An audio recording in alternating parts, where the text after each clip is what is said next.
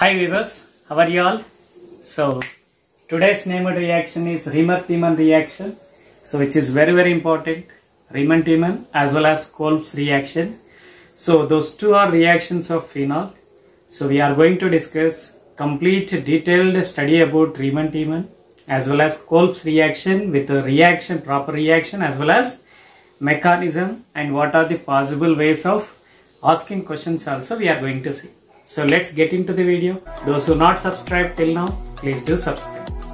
So now here Riemann-Tiemann reaction. What is Riemann-Tiemann reaction actually?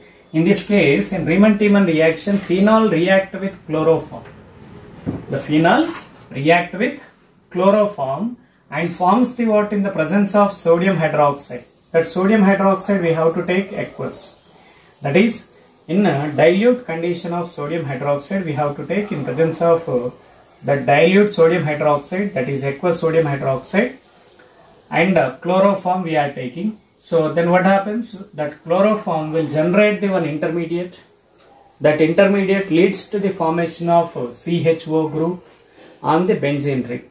So here phenol containing it, phenol opposite the side of the OH group is said to be what? Ortho position, and at that ortho position the CHO group is substituted. That ortho substituted phenol, ortho substituted aldehyde group on the phenol ring is said to be benzaldehyde, ortho hydroxy benzaldehyde. Its IUPAC name is 2-hydroxy benzene carbaldehyde. So now that is also called, commonly called salicylaldehyde. It is called what? Salicylaldehyde, which is very important. Now we are going to see the reaction. This is a phenol. It is phenol. On reaction with chloroform in presence of aqueous sodium hydroxide, we are getting the intermediate compound like this. So it is one of the intermediate compound we are getting. This intermediate compound upon hydrolysis in presence of aqueous sodium hydroxide, the two chlorines are substituted by the two OH groups. By loss of water molecule, we are going to get, this compound. This compound on acidification, the sodium is removed as Na plus ions, that H plus ions are substituted. Then we are getting orthohydroxy. This is 1, 2. That is 2-hydroxy benzene carbaldehyde we are getting. So that 2-hydroxy benzene carbaldehyde is called salicylaldehyde. It is also called orthohydroxy benzaldehyde. Most important here mechanism and what is the intermediate which is present in the Riemann-Tiemann reaction. That is very important. Now here what is the reagent is chloroform. That chloroform on reaction with aqueous sodium hydroxide. Whenever the chloroform react with aqueous sodium hydroxide, then what happens? This is a base which captures the proton, Now I am writing the chloroform as HCl3. I am writing like this. So this H plus ion is lost. The bond is shifted onto this carbon. Means what? The hydrogen which is lost as H plus ion without taking any electron. The electron which is present here, that pair of electron is present on that carbon itself only. Now that H plus ion, OH minus ion is lost as water molecule. We are getting the water carbene anion, trichlorocarbene anion. That trichlorocarbene anion, this I will write like this. Now this is C minus Cl3 we have. Now out of these three chlorines, one chloride ion combined with this one sodium ion will be released as what? Cl minus ion. Then what is left over? Two chlorines and one carbon with one negative charge. Negative charge indicates two electrons. Already one carbon electron is there, one more extra electron from that hydrogen. Okay, now so two electron. That is what? One pair of electron. So it is called what? Dichlorocarbene. Dichlorocarbene is the attacking reagent in case of Riemann-Tiemann reaction. Okay, now this is a dichlorocarbene is the attacking reagent in case of Riemann-Tiemann reaction. It is an electron deficient one, dichlorocarbene, because any molecule wants to be, if it is an octet, then only it is stable. Here it is what happens, some molecules, some exceptions are there. But most of the molecules which are attains the 8 electron after formation of bond with the other atom, then it get the stability. But it has the only 6 electron with 4 electron with 2 chlorine atoms and 2 electrons as lone pair of electron. Okay, na? So that is dichlorocarbene we have. Now the dichlorocarbene is electron deficient one. The dichlorocarbene will be attacked on this phenol. Now what happens, we will see. We got the intermediate, that attacking electrophile. So now you see here, whenever bases react with this phenol, that base captures this H plus ion. Okay, so then we are getting phenoxide ion. We are getting the phenoxide ion. This phenoxide ion is more stable than the phenol. Phenoxide ion is more stable than this phenol, because this phenoxide ion is stabilized by resonance. It is a conjugate base of this phenol. Okay, so this phenoxide ion, what it will do, this negative charge is there, no? This negative charge will come here, and the pi bond is donated to this dichlorocarbene because it is an electron deficient one. So whenever it is donate, then what happens, this carbon contain already pair of electron, that is as it is. This carbon is having 2 chlorines, and the bond which is present here, we have one more hydrogen is there here. That hydrogen is this one. Okay, so then what happened, the hydrogen, this bond is shifting here. The hydrogen is there, no? This hydrogen is bonded onto this carbon. So again, the whatever the negative charge which come here, that pi bond is again shifting onto this oxygen.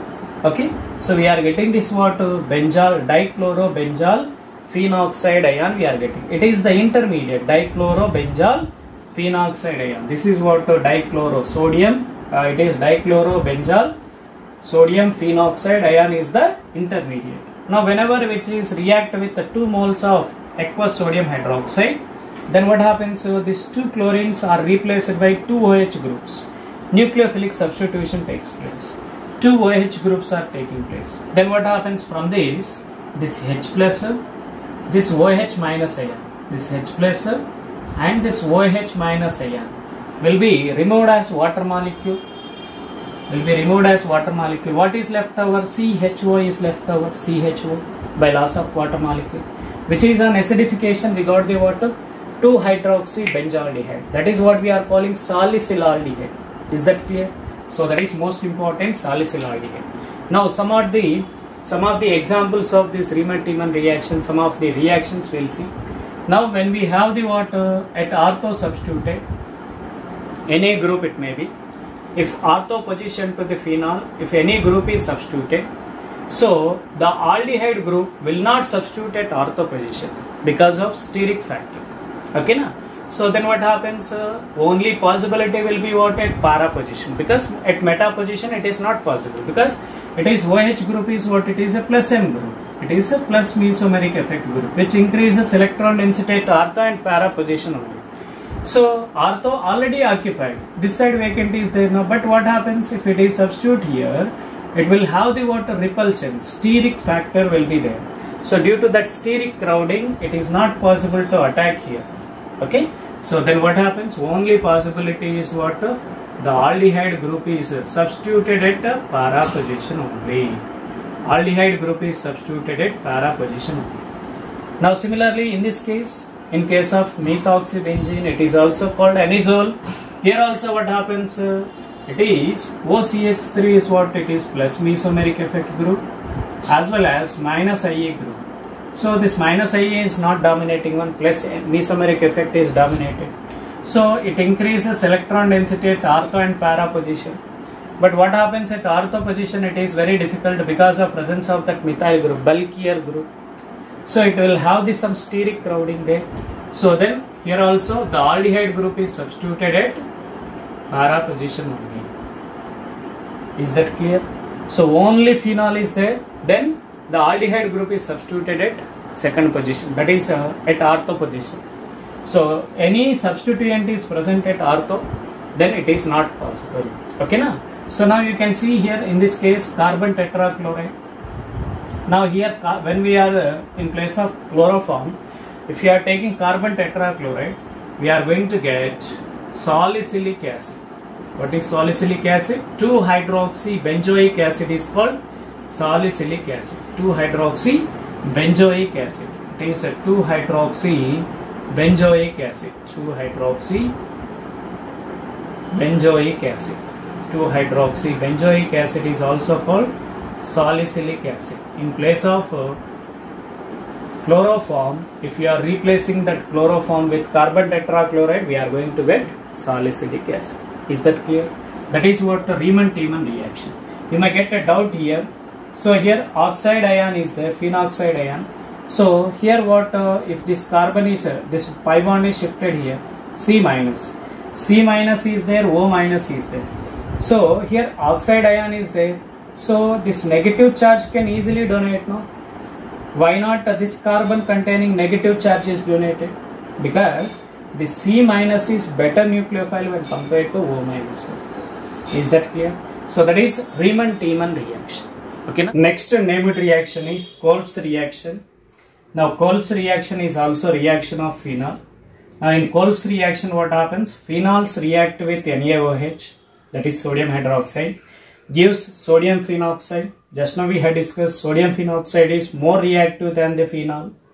So which on electrophilic substitution with carbon dioxide in acidic medium result in the hydroxybenzoic acid. That hydroxybenzoic acid is also called salicylic acid.